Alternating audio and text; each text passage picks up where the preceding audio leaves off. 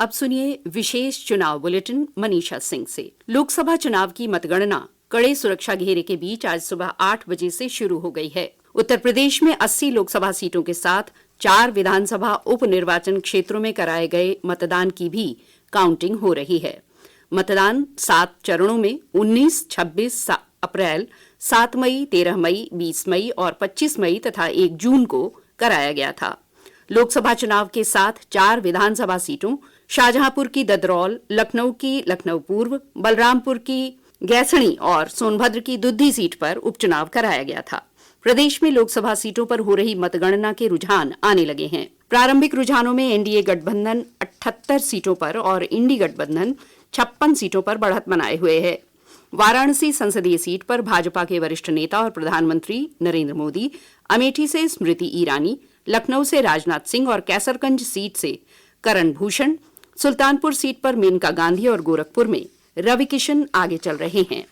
उधर इंडी गठबंधन में कन्नौज से सपा प्रत्याशी अखिलेश यादव, मैनपुरी से डिंपल यादव और रायबरेली और केरल की वायनाड सीट से राहुल गांधी आगे चल रहे हैं।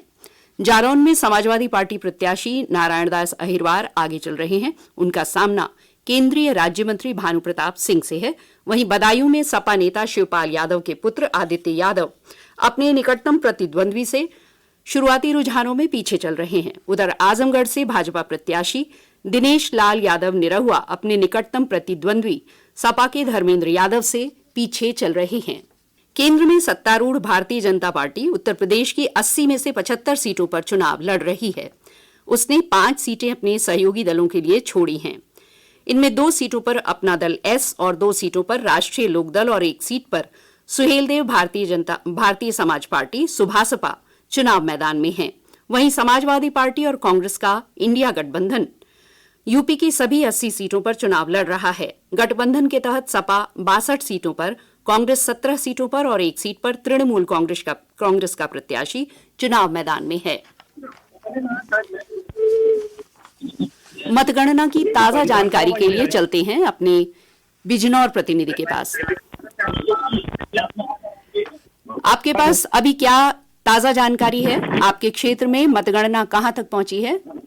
अभी बिजनौर लोकसभा क्षेत्र की एक विधानसभा का परिणाम घोषित हुआ है, जिसमें पहले चक्र के बाद राष्ट्रीय लोकदल के जो प्रत्याशी हैं चंदन चौहान, वो 57 मतों से आगे चल रहे हैं। जानकारी देने के लिए आपका धन्यवाद।